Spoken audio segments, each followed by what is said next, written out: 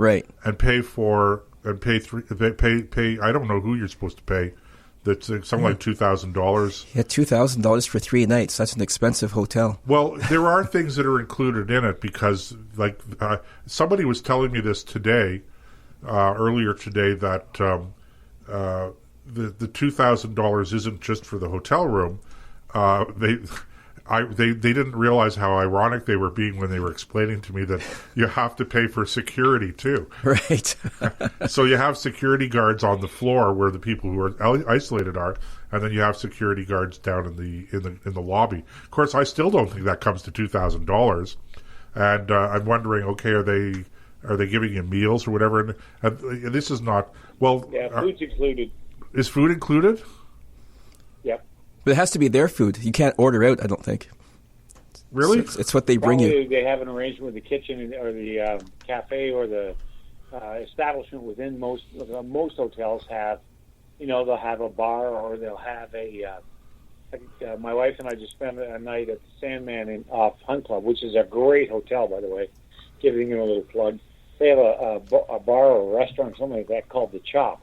That's not open, but if you have those facilities and you dedicate it to the people in the hotel and you pay them, the government pays you by the meal that you serve, then, it's up and away for the hotel. Right. That's the Sandman Hotel in Ottawa, just for our listeners out there who were just wondering. If you ever want to come to Ottawa, that's a great place to stay. Right. So if you want to give it a plug, we just had to make sure that people knew which hotel you were referring to. And that's a freebie. Right. We could be charging the Sandman chain, advertising for that. I'm hoping for at least a free night out of that, or maybe a check in the mail.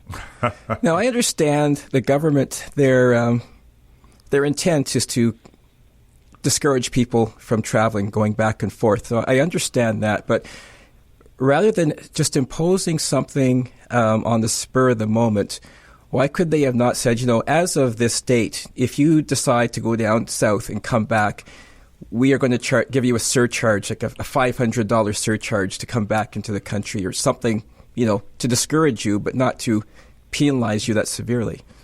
Right. And my understanding is you also have to have a test now, right? So yes. You have to have a negative COVID test. Now, is that to get into the country? How does that work? Is that before they let you on a plane? So when I was down there, I knew going down that I had to have a negative COVID test coming back.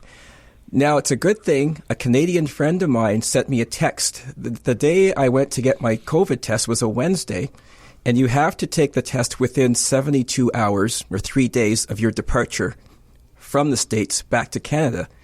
I got a COVID test within 72 hours, but it wasn't the right COVID test. I got the antigen test, and I found out, by luck, by a friend texting me, saying that make sure you've got the right test. So I had to go back the next day and get the PCR test, which is the real test that the government recognizes. So to make a long story short, I had to get the PCR test, but then I had to get the results within 2 days. And the company that was supposed to give me the results, when I called them on the weekend, they didn't have the results ready yet because their database had shut down over the weekend. So to make a long story short, I had to go back to the testing center and beg the lady at the testing center to go into her database and get my test for me. I said, I have a flight in 2 hours. So she was kind enough to go in and get me the test. And then we took off from Boca Raton to Fort Lauderdale, and I got to the checkout within 3 minutes to check my bags in. But so a word of warning to Canadians, make sure you get the correct PCR COVID test before you leave the States. Okay, so you see, that's information that we wouldn't have had. Right. I knew you had to have a test, but what's the point now? So you get tested, you're negative, and then you come back into Canada with your negative test. Right. Because you can't get on the plane without it, That's presumably, right? So and then you're here with a negative test, but you still have to isolate for 3 days in a government isolation center. Well, now, not for me, but no, you then. didn't, but now you do, right? Now you do, yeah. So, and then you have to, do you have to have another test, or how does that work? Do you know? Yeah, I think they're testing everybody coming in now. So as soon as you get off the airplane, you have to test again. Right. Hopefully, it comes out negative. If I can interrupt, what's the point of having a test in the States then if you're going to have to go through another test when you get home? Well, exactly. They have to make money somehow, Nick.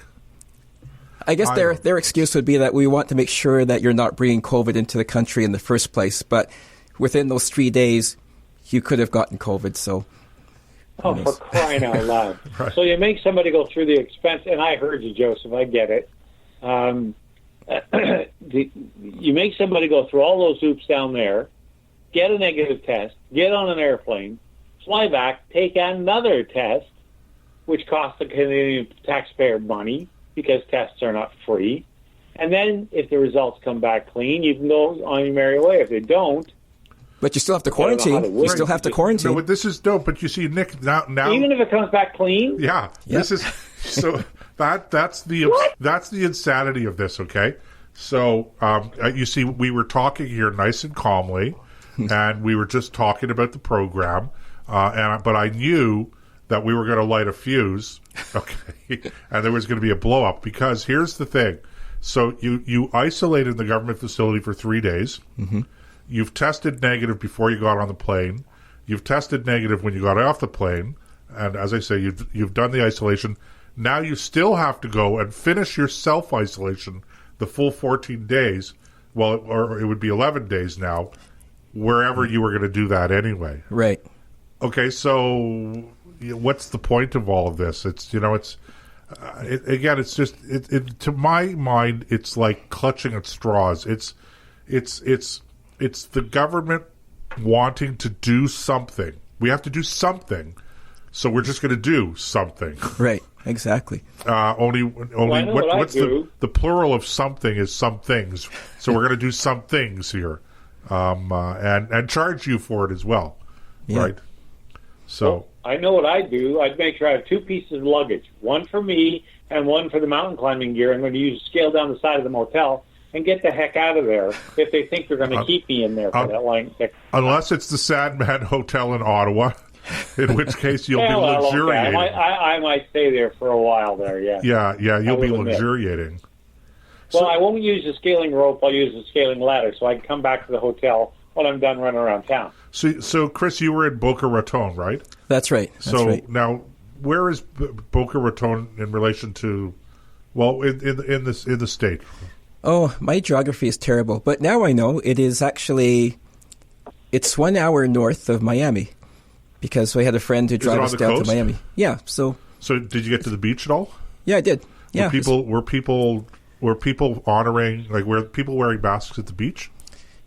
You didn't have to wear a mask on the beach, but if you're any public area like the cafes and whatnot, you had to wear a mask indoors. Indoors, yeah. So let me make sure I understand this.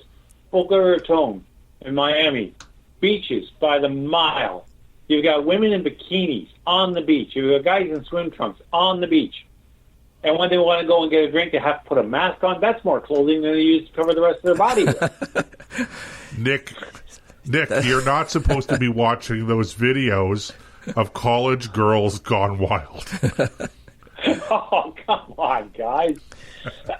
No, people down there were following the rules. So when you're indoors, it was just like here. People followed the rules when they were indoors, but you can spend a lot more time outdoors there. That's the only difference. Well, people follow rules when they're sensible. It's when they get crazy and that. I have to give a shout out to a grocery chain, the Metro grocery chain. So one of the problems that we've talked about from time to time on the show, and amongst our friends and families and stuff like that, is the whole idea of mask shaming. Mm-hmm. That it's you really get to see people's personalities in such in this during this pandemic, because a lot of people are they feel the need to bully you, okay, for want of a better term. Right. I was trying to think of a polite term, and there it is, to bully you. So you walk into a store, and you don't wear a mask, and all of a sudden you have 5 people, it's like piranhas, sort of attracted to you telling you how terrible a person you are and how come you're not wearing your mask, etc. Now, there are people who can't wear the mask for various reasons. Right. They have a medical exemption. Right. Okay. Well, I remember the lady from BC who had no hands. Well, sure. On. Well, the reason I mentioned Metro, the grocery store Metro, is because I was there the other day, and they had an announcement. The PA comes on every X number of minutes saying, during the pandemic, we ask you to follow these rules. Wear your mask, wear it properly, right. Keep social distance, follow the arrows in the aisles. Nobody follows the arrows in the aisles, by the way. And this was what really struck me was, but respect the people who can't wear a mask because they have a medical exemption or words to that effect. And I thought that was actually really cool. I thought that was very good of them to remind their patrons that there may be somebody that you're going to run into in this store that's not wearing a mask. And we all trust each other that we're, following the rules to the best of our ability. And if we're not wearing a mask, probably it's because, unless you're Nick, it's because you have a legitimate medical reason. Okay, we're not going to go there. I have a legitimate reason. Well, you have a medical exemption card. He's got a medical exemption card. No. Come Never on. mind that. I have a legitimate reason. I didn't say medical. I am not a sheeple. Okay. I can think for myself. And I am not fooled into thinking that a piece of rag over my face is going to keep me safe, or anybody else safe from this quote-unquote, air quotes, dread disease. Okay, well, listen, I'm almost always with you, but I will say this, Nick, wearing a mask, it's not very effective because you're doing all kinds of other things. You're keeping your distance. I generally don't sneeze on people anyway. Right. And you know what they say, right? Yeah, cover if you're going to cough, cover your mouth and stuff like that. So, and unlike if you're French, and I'm allowed to say that because I'm part French. Okay. And I mean not French Quebec. I mean French, right? Oh. So what you do is unlike here where people like their distance, okay, and they don't want to stand too close to one another. If I go to Paris and I'm talking to somebody, they will, and I'm 2 meters away from them, they will grab you by the lapel and pull you closer to talk to you like face to face. Okay, so in a case like that, masks can help reduce the risk. So I'm not an anti-masker. I just want to make that clear to our listeners. But you're supposed to clean your mask. Like a lot of people like me, you have a cloth mask. And how many people actually wash or rinse their cloth mask every night? That I don't buy. If you're going to clean your mask, you're going to clean your mask anyway, because after a while, it sort of go, okay, well, how much longer do I want to go without cleaning up this piece of cloth that I'm putting on my face that I'm slobbering into? Okay,